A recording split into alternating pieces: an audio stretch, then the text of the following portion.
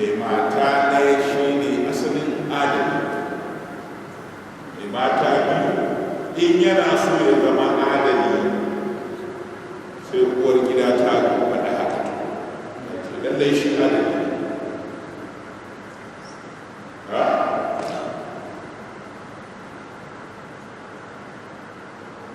Saboda haka manzo Allah sallallahu alaihi wasallama shi yana adalci tsakanin matan shi, duk da cewa adalci tsakanin mata yana da wahalar gaske. Ana iya samun tuhuma daga gare su wacce ba gaskiya ba ce, su tuhumi mijin da cewa bai yi adalci ba saboda su sun so su yi zalunci.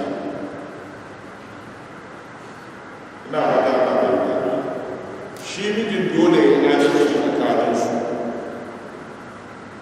su kuma dole ne su wata su adalci.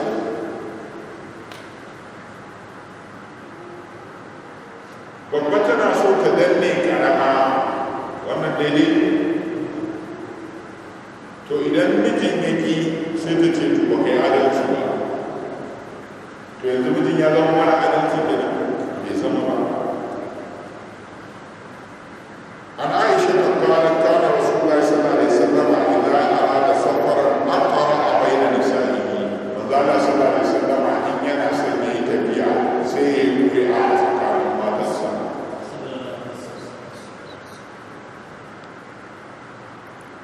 Wannan ba ita kadai ce hanyar zaben wanda za ta tafi ba, amma ita ta fi zama adalci. Idan aka ce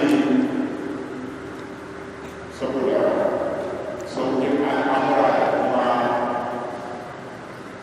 daidaituwar gidan hankalin su ya su mata ke tattauna da wa za mu zan yi tafiya a lokacin da ba mu tattauna da wa za mu tafi.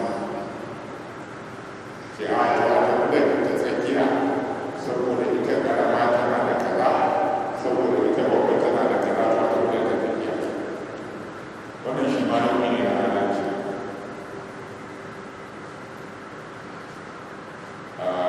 Ko kuma mutum yana da mata biyu,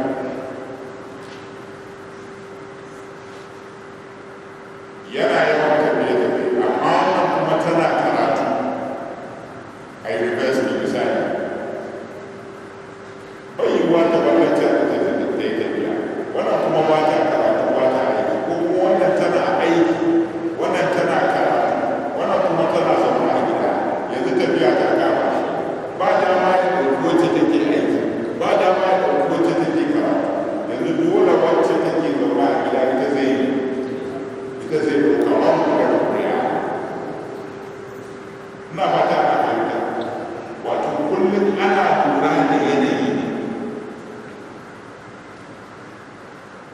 فأيتهن خرج سرهما خرج بها، to wanda rabanta ya mutu to sai ya fita tare da ita. Haka manzon Allah sallallahu alaihi wasallam yake. Wa kana yaqsimu li kulli imra'atin minhunna yawmaha wa laylataha. To babban inda ake bukatar adalci da maki wajen rabuwa yana rabawa kowace ɗaya yininta da daranta kwana ɗaya ke shi gidan shi,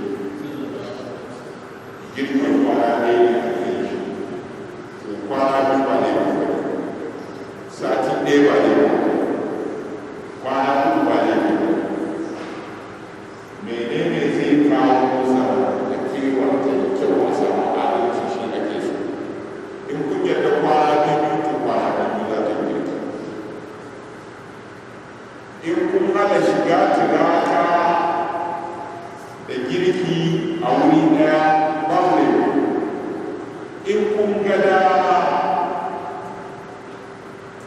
to shi kenan kuna iya rabawa mai girki daban mai shiga tiraka. Babban abin da ake so shi ne daidaito, adalci da kasu.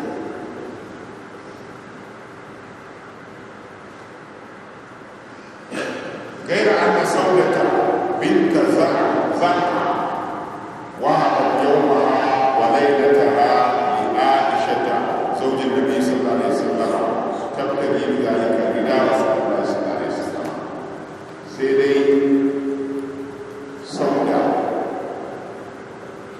بنت زمع ita ta ce